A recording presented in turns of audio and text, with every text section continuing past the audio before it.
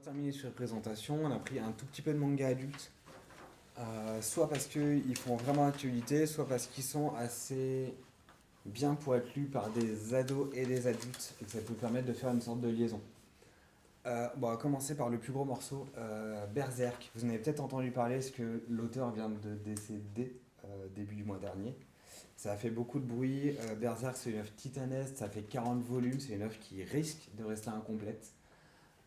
Alors, c'est à mon sens, en toute subjectivité, le meilleur manga que j'ai jamais lu. Prenez Berserk. Si jamais on vous le demande, simplement, c'est un manga qui est adulte. Je parlais de Game of Thrones pour l'attaque des titans, on va être un peu sur le même genre de problématique.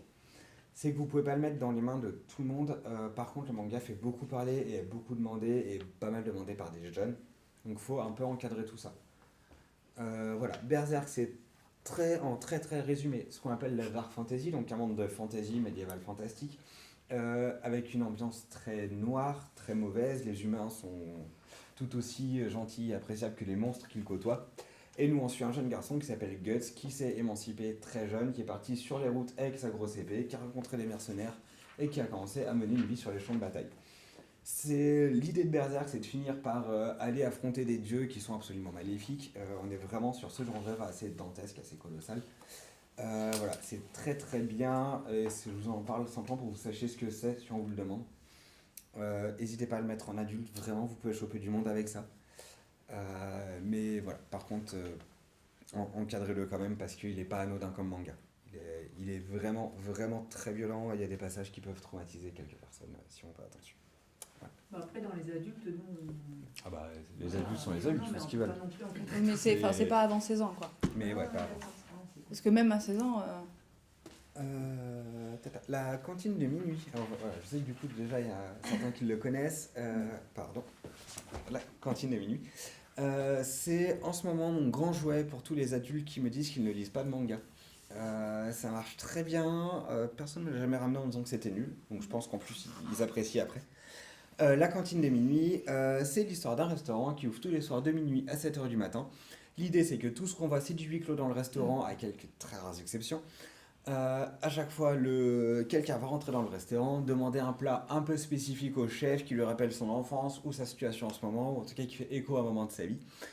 Manger le plat, commence à raconter son histoire, ce qui va résonner chez un autre client qui va soit vouloir goûter son plat, soit rajouter sa petite couche à l'histoire. On est vraiment dans la tranche de vie. L'idée, c'est de découvrir la vie des Tokyoïtes entre minuit à 7 heures du matin, que ce soit les gens bourrés, les gens qui travaillent la nuit, les autres, voilà. C'est très varié, c'est super sympa à lire. Le dessin est assez original. Il rebute certaines personnes, mais une fois qu'on a passé ça, il n'y a plus de... Il n'y a plus de raison de ne pas tomber dedans. Et surtout, c'est c'est des histoires assez courtes, d'une dizaine de pages à chaque fois. Il y a 9 tomes pour l'instant, vous pouvez les lire un peu dans l'ordre que vous voulez. Il y a des petits fils rouges, mais c'est très anecdotique. Et voilà, ça c'est bien à mettre à côté des Taniguchi, par exemple, des Quartiers Lointains, du Sommet des Dieux, qu'on peut utiliser pour amener les adultes sur du manga. Voilà. Choisis. Alors, My Broken Mariko, c'est une toute nouveauté qui est arrivée dans l'année. C'est un one-shot qui va parler du deuil et de comment s'en relever. Ce n'est pas le seul, mais il le fait très très bien. On suit l'histoire de Tomoyo, qui est une jeune femme dans la vie active. De temps en temps, elle voit sa meilleure amie Mariko. Mais un jour, par hasard, en mangeant des nouilles dans un resto d'une rue perdue, elle entend aux infos que Mariko s'est suicidée. Donc là, elle tombe des nues. Et parce qu'elle se dit, mais je l'ai vu la semaine dernière, enfin, elle tombe vraiment des nues. Et elle se rend compte que la seule personne qui reste auprès de Mariko aujourd'hui, c'est son père, qui l'a malmenée et qui lui a fait énormément de mal dans l'enfance de Mariko. Donc elle décide en fait d'aller la récupérer et de faire le voyage qu'elle s'était promis de faire étant plus jeune et qu'elle n'ont finalement jamais fait. Donc en fait, elle va débarquer chez le père, elle va choper l'urne et elle va partir en courant. Voilà, c'est un récit un peu déjanté, jusqu'à cette fameuse plage où elle s'était promis d'aller. En fait, ce voyage va être rythmé par des flashbacks, on va comprendre pourquoi, donc, d'où le titre, cette Mariko en fait était cassée. Ce que la vie lui avait fait et comment elle a essayé de s'en sortir, mais apparemment, elle n'a pas réussi. Voilà, moi personnellement j'en ai pleuré. C'est très touchant, très beau, mais dur. Mais c'est sûr, voilà, passer le deuil, réussir à dire au revoir et continuer sa vie. Voilà. Tigre des Neiges. Alors, Tigre des Neiges, c'est... pareil, pas très objectif, c'est une de mes auteurs favoris qui fait ce manga, qui s'appelle Akiko Higashimura. L'idée du Tigre des Neiges, c'est que on commence à savoir, le temps passant, que certains samouraïs auraient été des femmes dans le passé japonais, alors surtout avant l'ère d'Edo, donc avant vraiment la grande ère des samouraïs, sur les fiefs qui existaient avant. L'idée du Tigre des Neiges, c'est de simplement raconter la vie qu'aurait eue une jeune fille qui va terminer par devenir samouraï et chef de fief. C'est vérifié par des historiens, c'est très historique, c'est très drôle parce que Akiko a beaucoup d'humour et ce qui fait que ces mangas ont vraiment cette patte-là. Ne serait-ce que pendant la recontextualisation historique où elle va nous expliquer un peu la période qu'elle va nous raconter. En dessous, elle nous raconte sa vie et ses petits déboires à elle parce que l'histoire c'est quand même un peu relou et lourd à force, du coup on va se marrer en même temps. C'est vraiment cette ambiance-là, ce qui fait que ça marche bien, c'est très prenant et voilà, c'est vérifié par des historiens, c'est très joli dans le dessin. Voilà, si jamais vous avez des questions sur les samouraïs, sur le Japon médiéval, ça c'est un très très bon titre. Et c'est en combien de... Ce sera en 11 10, tomes, ah, si 11, je ne me trompe pas. Solanine. Solanine, c'est un incontournable à avoir. C'est une intégrale à 19,90. C'est un auteur qui s'appelle... Oui, mais toi, pourquoi je dis le prix? C'est un auteur qui s'appelle Inyo Asano. Si vous ne connaissez pas, c'est un auteur qui s'intéresse un peu à tous les maux de la société d'aujourd'hui. On peut parler de génération désenchantée, de dépression. Super thème, voilà. Mais il en parle avec beaucoup de justesse. Moi, mon œuvre préférée, c'est Solanine. C'est pareil, donc je vous parlais de dire au revoir, se relever après un deuil, ça va être un peu le cas de Solanine, mais pas seulement. Pour moi, c'est vraiment, il fait des œuvres très noires, quand même. Bonnie Poon Poon est sur la dépression d'un enfant, par exemple, compliqué. Mais Solanine, pour moi, est une lueur d'espoir à la fin. Que je ne sais pas s'il y a dans les autres, mais vraiment, pour moi, c'est déjà une très bonne introduction à l'auteur. Mais c'est aussi l'histoire de deux jeunes qui ont la vingtaine. Ils sont ensemble depuis qu'ils ont 18 ans, ils habitent ensemble, et ils étaient pleins de rêves, comme tous les ados. Sauf que la fille, elle est devenue ce qu'on appelle une office lady. Donc en gros, c'est le salaryman version femme. En fait, donc c'est une employée parmi tant d'autres, dans une des parmi tant d'autres entreprises de Tokyo, dans une des grands immeubles de Tokyo, voilà, complètement remplaçable. Et le garçon, il veut lancer un groupe de musique, sauf que faut bien manger, donc il est obligé de faire des petits jobs, donc il ne se lance pas dans la musique.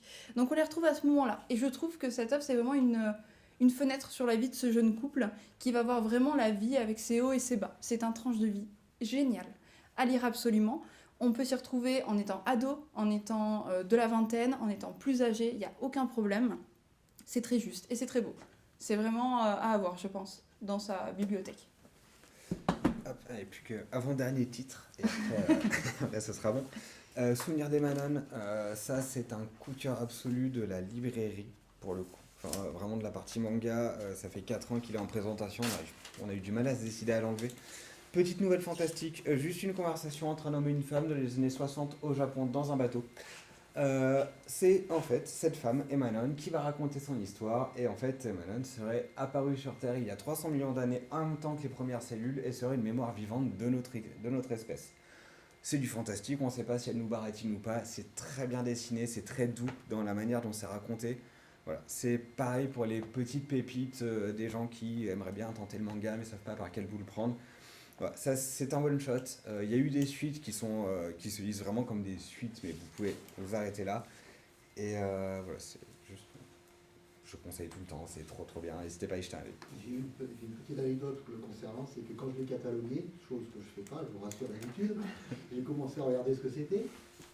Et puis je l'ai catalogué, une fois j'ai fini le bouquin.